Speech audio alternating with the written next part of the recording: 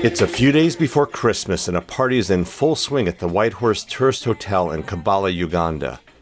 Hundreds of teenagers are showing off their latest dance moves to the beats of DJ Davidio. They're dressed in their shiniest attire, their hair perfectly in place. And then the MC announces that the award ceremony has begun. One for Kigezi Teens magazine. Who will be crowned Miss and Mr. Kigezi Teens? Ismail Harerimana joins the cheers as he watches from the sidelines. He is the co-creator of this recent annual event and the co-publisher of the hottest magazine in southwest Uganda, Kigezi Teens. Ismail can hardly believe that he is a media producer. This is certainly different from what he imagined for himself 15 years ago. I wanted to serve my country as a military officer because I loved military passionately. But one day when Ismail was a teenager, he learned a family secret that shattered his dream.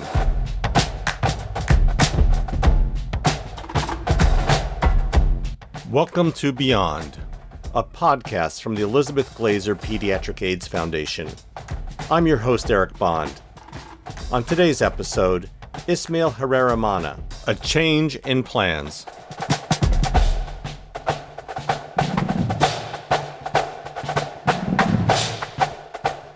The southwest corner of Uganda is a region of lush natural beauty.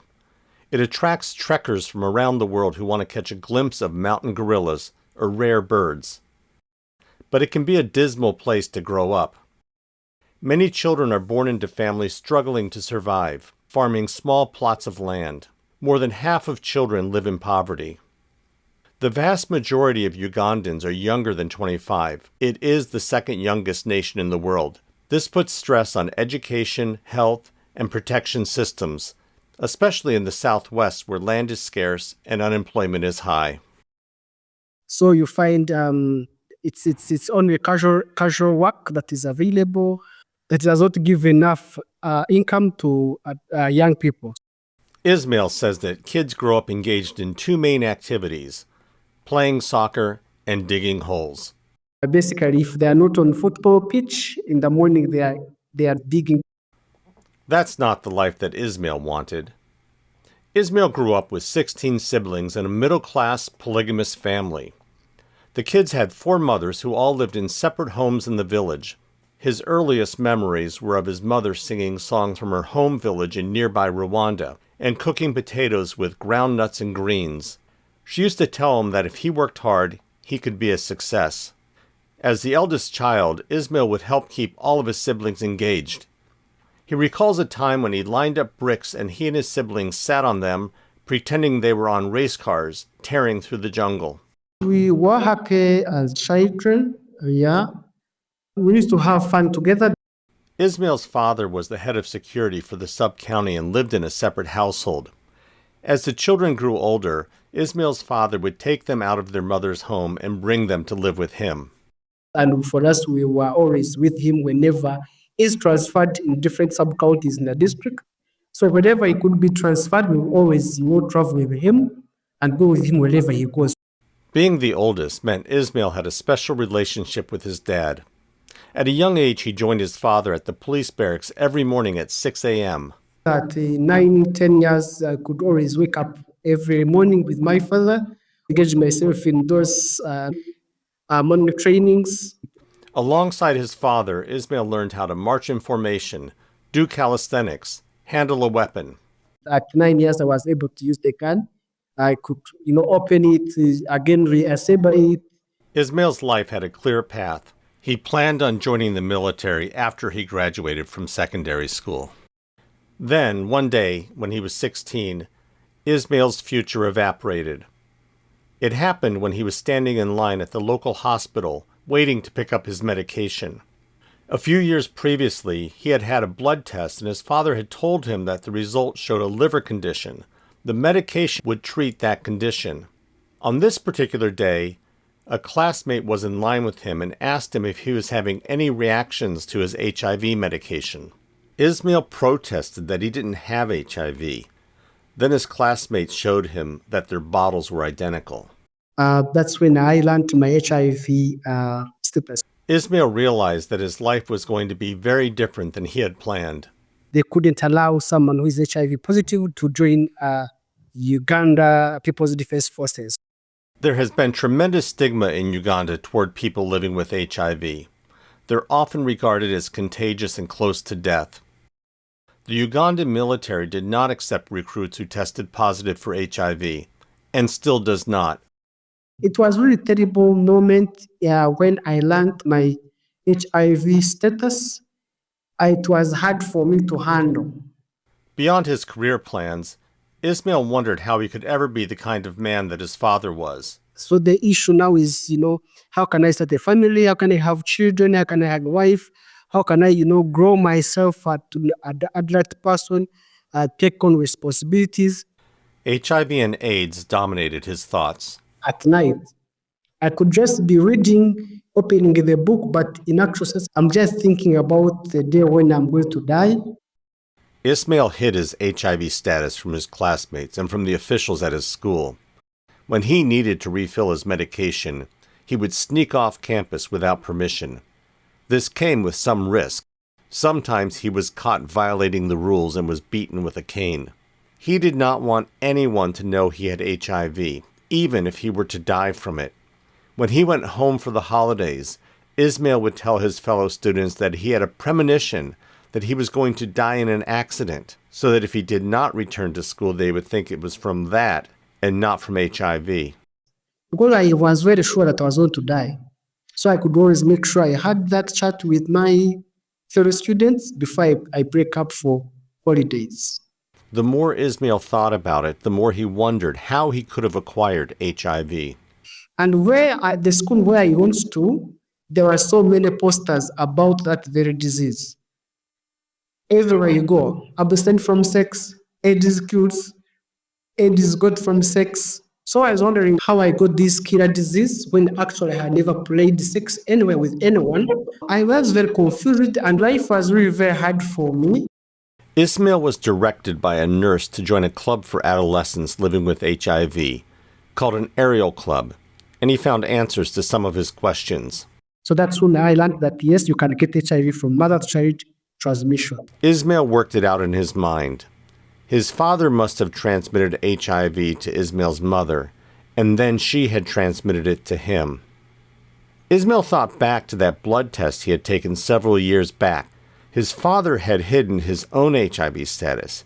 He had kept it a secret from Ismail. And my dad will keep it a secret from my mother. So Ismail decided that he would disclose his status to her. When I came for the holiday, I told my mother that I was HIV positive. Ismail's mother was furious. Of course, my mother started a blame game that you see my son, it is your father that brought all these things. Ismail started crying. He was angry with his father for bringing HIV into his mother's home. He was angry that his mother was living with HIV. He was angry that he could not join the military. Fortunately, he had a space to vent his anger. At the Aerial Club, he talked about how hopeless he felt about his future, and he learned that HIV is more common than he had thought. I thought HIV was just for a few people. As I was in Aerial Clubs, I learned that yes, I have HIV, yes, but I was not alone because we were a group of young people in one place having the same challenges that was HIV. So basically, it was like a home and a place of hope from a community of discrimination to a community where people understand you, where people appreciate you, where people comfort you. We also gained our self-esteem in Aerial Clubs because we could all seen as worthless people, hopeless people, people that are going to die from the day. But during Aerial Clubs, they could tell us, no, we're going to live beyond today, beyond tomorrow. Let's focus on our future plans. Those in schools, please concentrate on the books. We will have life ahead. Ismail learned the value of solidarity. If it were those Aerial Clubs, I think most of us would have died long time ago. Now that Ismail realized that he could live a long life, he started to chart a new path. The military was out, but if he could get to university, he might be able to find a professional job. So he focused even harder on his academics. But then, just as he was finishing secondary school, Ismail's plans were disrupted again. Ismail was called by the bursar. She told him that his dad had been in a car accident.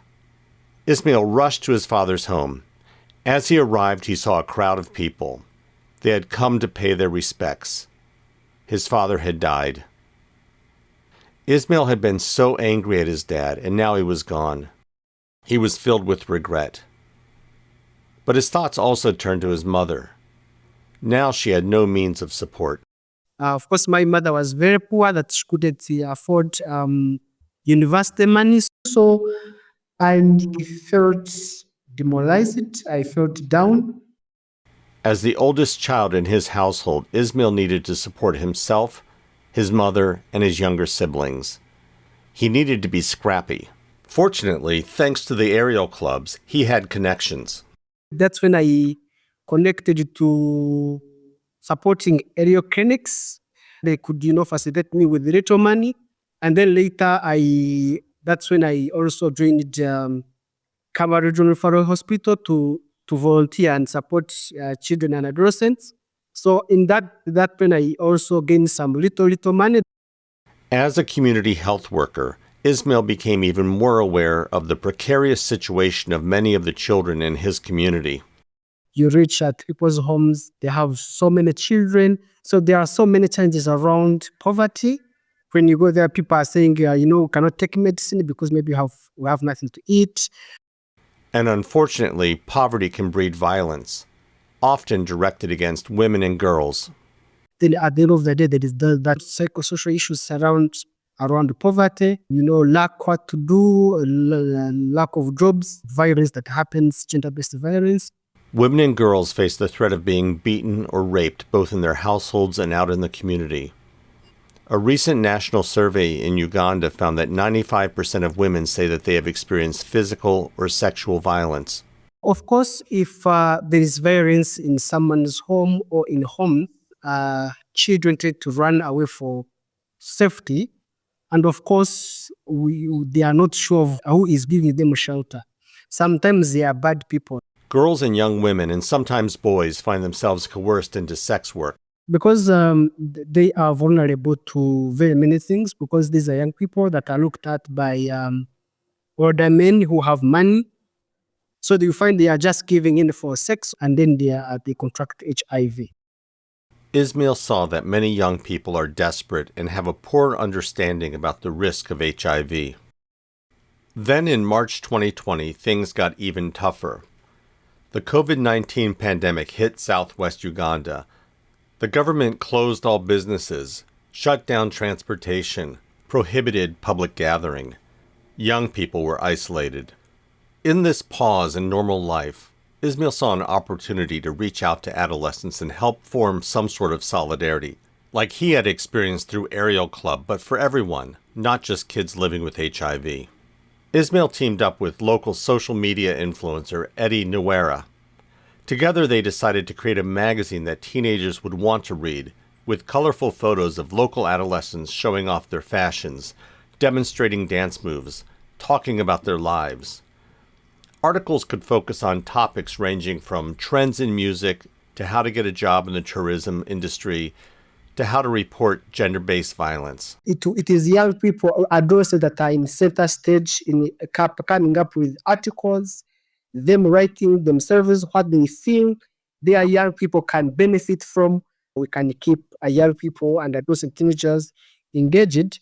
So we look at stories around empowering young people to equip them with skills. So basically, we write a lot around the teenagers' life. And Ismail wanted to use the magazine to bust myths around HIV. We're looking at creating awareness around HIV, to reduce stigma, and how they can also support those people living with HIV.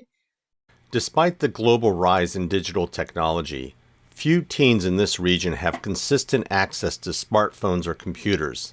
So the magazine was going to need to be printed on paper. Ismail had saved some money from his work at the health center, and he contributed to that first edition, which rolled off the presses in July 2020. Ismail was filled with pride when he picked up the first bundle. I say, oh yeah, I have made it. To have it in my hand, it was really a lot of joy and happiness to have our first edition to get published. Then Kigezi Teens hit the stores. It was an instant hit. Shops started calling saying they were sold out and began ordering more. It was the only magazine out there specifically for teenagers. The first thing that impressed the young people was the word teens, teens magazine.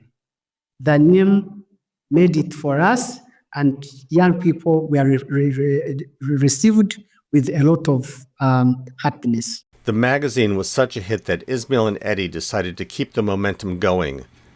They figured that the end of lockdown required a party. The first Kigezi Teens Awards was held at Safest Inn in Kabale, a celebration of local youth. Ismail says that they decided to host the awards because teens were doing incredible work in the community, yet recognition and appreciation were mostly given to older people. The highlight of the evening was the crowning of teens to represent different aspects of local culture, such as tourism and music production. Two were then chosen as Miss and Mr. Kigezi Teens. They would be ambassadors throughout the coming year, being invited to public events to speak about the concerns of young people, concerns like gender-based violence and lack of investment in job skills. Ismail realizes that life in southwest Uganda is still tough for kids, but he hopes that through the magazine he is encouraging local youth to make plans for their future, and he hopes that he can bring down the number of deaths and the stigma regarding HIV. We have different young people sharing their story living with HIV and different stories, including sexual identity and other things related to that when they are growing up, so that they understand changes in the body. They are not, caught off guard, but just to try to see how to have teenagers access to information. Sometimes they don't get in schools. Sometimes they don't get from their parents. They have that access to information through our magazine. So Ismail is not patrolling the community as a member of the Defense Force as he had dreamed as a child. But he realizes that he is serving his community. His mother is still alive and still encourages him that he can succeed through hard work. And in fact, Ismail is now back in school. Last year, I started university studies and pursuing bachelor's degree in social work and social administration. Ismail wants to be able to provide comprehensive counseling to adolescents. It was through counseling that I am here. So I wanted also to touch other people's lives because I have those that also touched my life through counseling. So I wanted to equip myself with the skills to ensure at least I have that capacity to also support my other young people that are living with HIV and those that are having other social problems that need counseling. Ismail thinks often of his childhood hero, his father. He misses him and wishes that he had had a chance for that one last conversation. He died before I could say sorry because I understood that, however much I got affected, it was something that can happen to anybody. Ismail wishes that he could show his father that HIV may have changed his plans, but it didn't ruin his life. Of course, we all make plans and goals in life, but when you move ahead, you find things change. So now where I am, I'm really focused and ensure that I give support to Ugandans, people that live with HIV. I'm supporting and also serving my country and saving a life.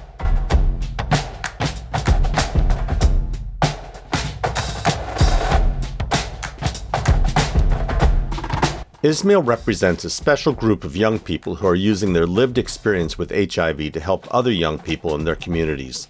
Like most of the individuals you have heard from in this series, Ismail belongs to the first generation born with HIV that lived. Members of that generation are now adults and have a unique perspective on the HIV pandemic. It has been a pleasure for me to get to know each of them better and to share their voices with you. Find out more about all of them at petaids.org. Ismail's story is the last official episode in this first season of Beyond. We will be bringing you a new season with new voices in 2025, and I'm already talking to some remarkable people. In the meantime, keep this feed open. From time to time, we'll be dropping a post-season episode. And again, thank you for tuning into and supporting Beyond, a podcast from the Elizabeth Glaser Pediatric AIDS Foundation. Our website is petaids.org. Many thanks to associate producer Madeline Morris. We had editing help from Dan Bobkoff from Rhyme Media. I'm Eric Bond. Let's stay in touch.